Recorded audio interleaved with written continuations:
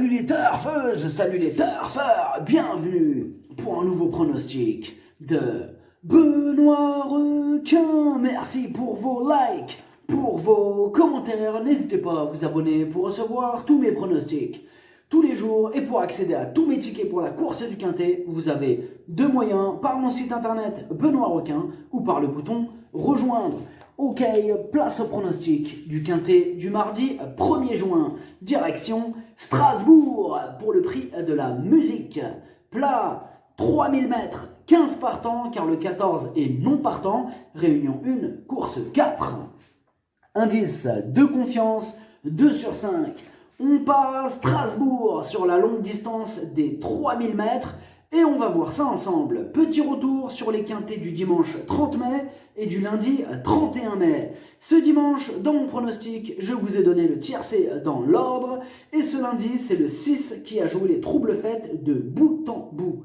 Pour les membres de mon site internet Benoît Requin et les membres Yo-Yo Total VIP, ce dimanche, on a 3 tickets tiercé ordre qui sont passés, qui font 501 € et ce mois de mai, ils montent à 5047 € de gain et au total, depuis le mois d'octobre, on a atteint la somme de 114 643 € de gain. Vous avez deux moyens pour récupérer mes tickets pour la course du Quintet, par mon site internet Benoît Requin ou par le niveau Yo-Yo Total VIP en passant par le bouton rejoindre. Ok, c'est parti, on commence le pronostic et on commence avec le numéro 1. Transatlantique. Il semble bien armé pour son premier handicap, il est en forme, il a remporté sa dernière course et il sera confié à Théo Bachelot, il est incontournable. On écoute Michael Mekam. Transatlantique possède une belle classe de plat. Il vient de s'imposer dans une classe 2 à Saint-Cloud en cherchant une course de longue distance, je suis tombé sur ce handicap. Certes, il va découvrir cette catégorie avec du poids, il est maniable et peut s'adapter, on effectue le déplacement avec confiance. Le numéro 2, Just Formality. Il reste sur un échec et il aurait préféré une piste plus souple. En revanche, il retrouve une distance plus conforme à ses aptitudes, possible réhabilitation. On écoute Christophe Escuder. Just Formality a trouvé la distance courte pour ses aptitudes dernièrement sur une piste juste souple. Ce cheval de tenue sera plus dans son élément ici, à condition toutefois que les terrains ne s'assèchent pas trop d'ici mardi. Le numéro 3, Palus Argenteus. Il est en forme et confirmé à ce niveau de la compétition, il est plutôt régulier dans l'ensemble, il s'annonce redoutable. On écoute encore Christophe Escuder. Palus Argenteus vient de très bien se défendre au niveau qui nous intéresse. Il semble proche d'un succès dans la catégorie des gros handicaps et s'élancera avec ma confiance. Il devrait, je pense, s'adapter à l'allongement de la distance. Le numéro 4, Grand Geste. Il a la pêche, il a remporté sa dernière course. Bon, il a été pénalisé de 3 kg là-dessus, mais il est confirmé sur cette distance. Il peut encore frapper un grand coup. On écoute Guido Werner Hermann Schmidt. Grand Geste est un très bon cheval. Il est sur la montante et encore compétitif malgré les 3 kg de surcharge dus à sa dernière sortie victorieuse à Chantilly. Il va dans tous les terrains et a une bonne chance à défendre. Le numéro 5, Tyranno. Sa régularité fait plaisir à voir, mais il a besoin de terrain souple. Et son essai à ce niveau s'est soldé par un échec. Là, il retente sa chance délesté d'1 kg, mais j'ai quand même choisi de l'écarter. On écoute encore Guido Werner Hermann Schmidt. Tyranno a besoin de terrain souple pour donner le meilleur de lui-même. Notez par ailleurs que sa valeur est un peu trop haute sur l'échelle des poids. Il découvre ici une tâche difficile. Le numéro 6, Reventador. Il a tenté 4 fois sa chance au niveau quintet, résultat 4 échecs. Difficile de lui accorder notre confiance dans ces conditions. Et on écoute Ulrich Kierik Stahl Lorus. Reventador a été très allant, le nez au vent, aux avant-postes en dernier lieu. On va le cacher et essayer de mieux finir que ce jour-là, car il a été assez vite battu. Le lot est plus dans ses cordes, mais on ne sait toujours pas s'il peut tenir 3000 mètres. Ce n'est pas une première chance. Le numéro 7, Lord Grishun. Il découvre cette distance et cet hippodrome, mais il donne toujours son maximum en compétition. Il vient de terminer 5e le jour de sa rentrée et des progrès sont attendus sur cette sortie. Mieux vaut ne pas le sous-estimer. Et on écoute Carmen Boskai. Boxai. Lord Grishun a une petite chance à mon sens. Je suis très contente de sa rentrée à Longchamp, il va progresser là-dessus. C'est la première fois qu'il court sur 3000 mètres, mais je pense qu'il y sera à son aise. Le terrain souple va lui convenir et il devrait s'adapter à cet hippodrome. Le numéro 8, Uchronic.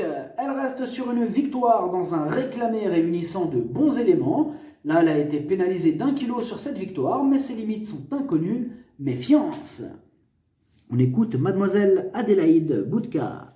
Uchronic est toujours en forme. Elle donne le meilleur d'elle-même en compétition. À cette valeur, elle demeure compétitive et évolue sur une distance qu'elle affectionne. De plus, sachez qu'avec le temps, elle semble performante en bon terrain, comme c'était le cas dernièrement. Elle détient une bonne chance.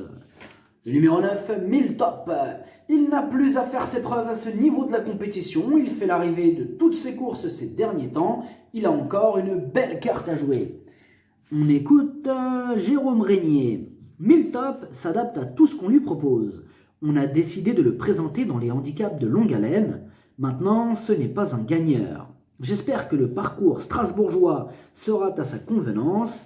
Il est compétitif à cette valeur. Je serais déçu de ne pas le voir finir dans la bonne combinaison. Le numéro 10, Roca You. Elle reste sur une victoire qui lui vaut une pénalisation pondérale de 2,5 kg et elle aurait préféré une piste plus souple et dans ces conditions, elle n'aura pas le droit à l'erreur pour espérer terminer dans la bonne combinaison. On écoute Jess Paris. Rocaillou est une pouliche caractérielle qui est capable du meilleur comme du pire. Cela dit, si les pistes restent suffisamment souples, elle est capable de prendre une place. Elle a été remontée en valeur à la suite de son récent succès, mais elle pourrait encore surprendre. Le numéro 11, Glory Days. Ses 4 dernières courses, 4 échecs. Il aurait préféré une piste plus souple, mais il est rompu à ce genre d'exercice. Il a déjà participé à 9 quintets. Bon, c'est vrai que la régularité ne fait pas partie de ses principales qualités, mais ça reste quand même un spécialiste du cassage de tickets, et ce sera avec lui tout ou rien. On écoute Norbert Linders. Glory Days s'est bien défendu dernièrement au niveau qui nous intéresse. Il revient sur 3000 mètres. C'est un cheval qui a du fond. J'espère que la piste ne s'asséchera pas trop. Il s'élance assez lentement et aime venir sur les autres. J'espère que cela va bien se passer car c'est un long déplacement. Le numéro 12, Anecdotique. Il est en forme, comme le prouve sa dernière victoire, et il est confirmé à ce niveau, comme le prouve aussi sa victoire au niveau quintet. Il se retrouve d'ailleurs mieux situé sur l'échelle des valeurs que le jour de sa fameuse victoire de quintet, donc attention à lui. Et on n'a pas les commentaires de l'entraîneur pour ce numéro 12. Le numéro 13, Go Touch. Elle fait de son mieux en compétition, elle est sur la montante. Elle apprécie cette distance et à l'issue d'un bon parcours, elle peut se mêler à l'emballage final. On écoute Édouard Montfort. Go Touch mérite d'être reprise. Pour sa rentrée, elle avait besoin de courir et s'est déférée. Dernièrement, le terrain était trop souple. À cette valeur, je la crois en mesure de bien courir, raison pour laquelle on effectue ce long déplacement. Il va être intéressant de la voir à ce niveau, elle peut surprendre. Le numéro 14 est non partant. Le numéro 15, Rebel Dance. Il reste sur 3 échecs consécutifs. Il va devoir montrer un tout autre visage pour espérer terminer dans la bonne combinaison. Et on écoute Jess Paris. Rebel Dance a effectué un bon hiver et a depuis conservé sa bonne condition physique. Il a bien travaillé en vue de cet engagement. Certes, sa marge de manœuvre s'est réduite, mais il adore le tracé strasbourgeois. Je pense qu'il est capable de bien courir. Le numéro 16, Mirage. Ses 2 dernières sorties sont excellentes et d'ailleurs, ça n'a pas plu à l'handicapeur qui l'a pénalisé de 2,5 kg suite à sa dernière victoire. Sa marge se réduit, elle découvre cette longue distance, elle intéressera surtout les amateurs de champ réduit. On écoute Mademoiselle Léa Bells. Mirage est en pleine forme. Je pense que l'allongement de la distance ne va pas la déranger. Après, il faut qu'il reste calme car il a tendance à un peu trop en faire dans un parcours. Si ça se passe bien de ce côté-là, il pourrait alors bien courir. Le pronostic, ça donne 3, 9, 4, As, 7, 12, 13, 8, cheval de complément le 2, si jamais il y a un autre nom partant, et ça peut arriver, le 16. Merci d'avoir suivi cette vidéo, n'hésitez pas à vous abonner pour recevoir tous mes pronostics tous les jours et pour accéder à tous mes tickets pour la course du Quintet, vous pouvez passer par mon site internet Benoît Requin ou par le bouton rejoindre sur le niveau YoYo Total VIP, à jouer avec modération. Bonne chance, choupez-le moi, ciao.